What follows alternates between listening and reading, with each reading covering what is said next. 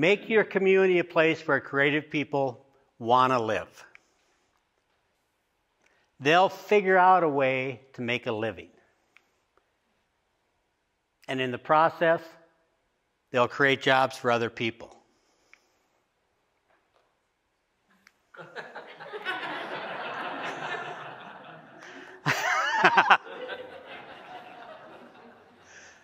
I really kind of wished I had the guts to just walk off the stage now.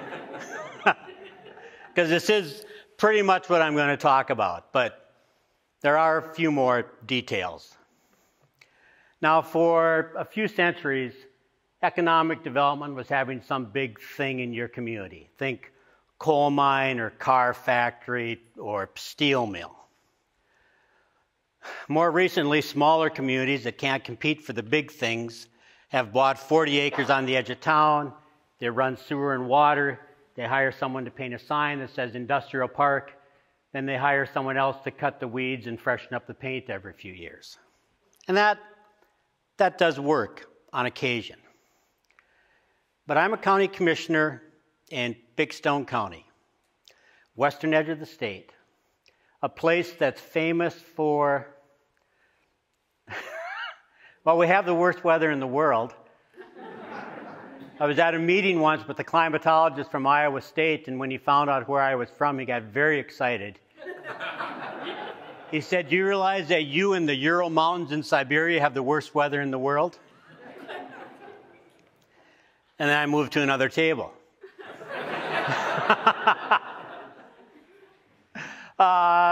For the past few centuries, we've been famous for being the place that people go through on the way to someplace they like better. But it's a really nice place to live. We hit our peak of 10,000 people in the county in 1950. Now it's down around 5,000. But they're really nice people. And I want people to want to live there. I want people to be able to prosper. I want them to not only love where they live, but able to make a living. Yes, it is a pretty spot. So, a few decades ago, a farmer named Jackie told me that, in a few years, Big Stone County is going to be about 6 farms and a few old people. And I'm going to be one of those farmers. Well, he went bankrupt a few years after that, and then he died. So I probably shouldn't worry too much about his abilities as a prophet, but his words have stuck with me ever since. And I've put a lot of time in the past 17 years into making his vision not come true. Now, in 2002, a professor at Carnegie Mellon University named Richard Florida wrote a book called The Rise of the Creative Class. That was the first slide I showed you. That's a rough summary of the book. Now, it really resonated with me because, well, A, I thought it made sense, and B, it kind of gave me hope. Gave me hope for my place. It gave me a thought that this is a way maybe we could compete. The job as regional tourism director opened up a year or so after that, and I applied, hoping I could put some of those precepts into play. And they declined to hire me. But I've been a writer for 20 years. I've been declined to be hired many times. And it wasn't that big a deal. I mean, in 1973, I wasn't elected captain of the football team, and I'm almost over that. So, yeah, it'd be better if that was just a joke, but...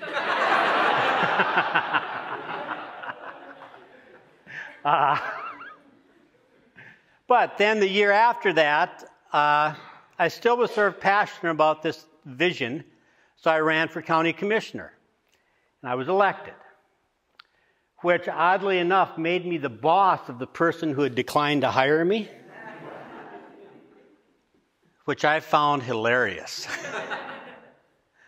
One of my first votes as a commissioner was to find the matching funds to build a bike trail from the foot of Big Stone Lake out to the Big Stone National Wildlife Refuge. The plan was to build a bike trail all along the Minnesota River Valley, from Big Stone Lake clear to Fort Snelling. We had a route, everything. Last time I checked, ours was the only portion that was completed.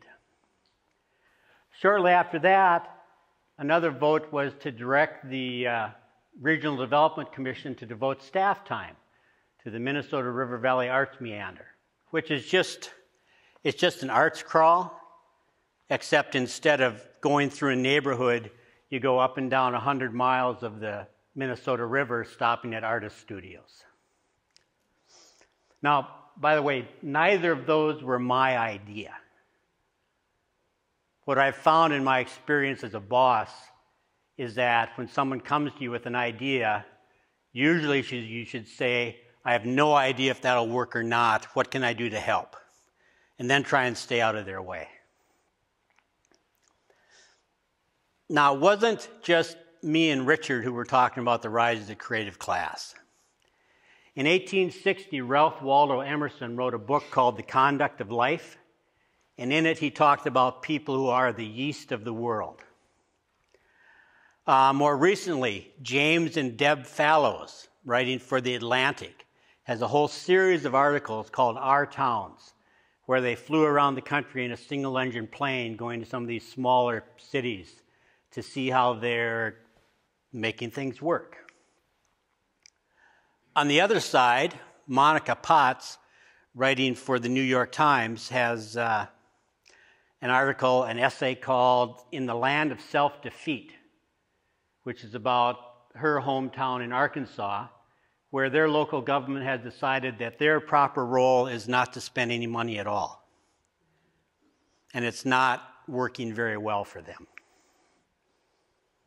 The President of France has set aside $220 million, or euros, I don't remember what the exchange rate is right now, to do some revitalization in rural France. It's called 1,000 cafes, because the government in France feels that quality of life in rural France affects quality of life throughout France. Isn't that a nice segue into my title of my story, Turning the Left Border into the Left Bank? This is, if you look at the bump, halfway down on the left side, this is clearly the left border. Big Stone County is as far left as you can get, geographically speaking. I heard his chuckle out there. Geographically speaking, we're as far left as you can get. The others, that'd be a topic for another night, wouldn't it? This is clearly the left bank in Paris. Now, the left bank in Paris is that part of Paris that's south of the Seine. Now, it's incredibly valuable real estate. Everyone loves it. It's a terrific place to live if you can afford to live there. Millions of people go to visit every year. But 100 years ago, it was kind of a dump. But it was a dump with good food and good music and kind of a welcoming, tolerant atmosphere. And that's why people like Picasso and Matisse and Hemingway lived there. Well, they also lived there because the rent was cheap, which is something that's else that we have in common. But because those people lived there, other people wanted to go there. And over the course of the next few decades, the area was transformed. Now, Professor Florida's team identified what they called the 3 T's. The first was technology. 40% of people who work in the technological field are considered members of the creative class. In Big Stone County, we took $100,000 of our taxpayers' money, which is a lot for a place like Big Stone County. But we used it to leverage an $8 million project, and we ran a fiber optic high-speed internet to every rural residence in the county. Now, you need to understand, In this day and age, that's just the price of admission. That just gets you a seat at the table. That's like electricity or running water. Without your technological infrastructure, you're not even in the game. The second T is talent, because that's what you want. You want to attract people with talent. You can call them the creative class. You can call them the yeast of the world. But the truth is, in this world, there are a limited number of people who get things done.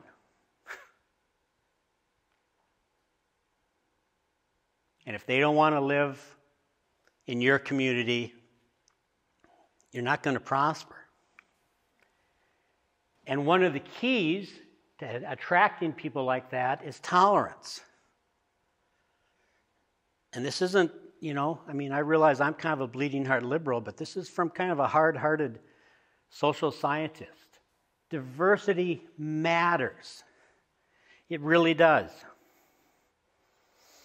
Places that are open to integration of all sorts across social and economic, financial classes, all of that. That's very attractive to what we call the creative class. Immigration, immigrants throughout America's history are just vastly represented in the entrepreneurial class. So, being able to get injera or homemade ramen noodles for lunch, that may seem frivolous, but it really isn't. There's even something called the gay index, which is just shorthand for how tolerant a place is. Now, you may be more comfortable in a place where everyone looks like you and thinks like you. But where you might be more comfortable, you're really kind of sowing the seeds for a not particularly prosperous future. Big Stone County is my home. I live in the house my great-grandparents built. As a writer, I could live any place with decent Wi-Fi. But this is where I want to live. But more than that, I want this to be a place where my kids will live, where my grandkids will visit and maybe possibly someday live. Now, we're never going to be Austin or San Francisco. But I've been to Austin, and I've been to San Francisco, and I don't want to live there either. But we can adopt some of their strategies, some of their techniques to make our little place, our community, a place that can prosper going down the road. A place where everyone would want to live. Now, I've been a county commissioner for 15 years. Like I said, we hit our peak of high population of 10,000 in 1950. There's 5,000 people live there now. Last year, for literally the first time in my life, we had more births than deaths in Big Stone County. If you walk down the street in Nortonville, little town, 1,900 people, biggest town in the county, there's 5 new businesses that moved into 5 empty storefronts, all of them by people who moved there from someplace else. You go up the road 10 miles, there's the town of Clinton, 430 people. It's got a bank, a restaurant, a grocery store, a lumber yard, a new daycare, which in a wonderful model has been placed in an old church where the congregation all died of old age. You go another 8 miles up the road is Graceville, a town of 500 people. They have a brand new building with a brand new restaurant on Main Street. First new building on Main Street in Graceville in 20 years. Now that's the hand I've been dealt. Okay? But, you work with what you got. And despite the worst weather in the world. And despite the fact that while we're the left bank geographically, I mean the left border geographically, we're not very far left any other way, this is my home. And I'm trying to make it into a place where other people want to live. And so far it seems to be working. And yes, that is the photo of a sunrise, not a sunset. Thank you.